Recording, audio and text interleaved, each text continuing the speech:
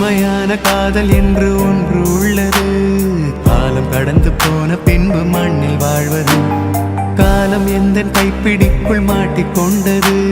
காதல் என்னை விட்டு விட்டு எங்கு சென்றது? கடவுள் வந்து பூமி மீது வாழும் போதிலும் காதல் தோல்வியாகும் போது சாக தோன்றிடும்.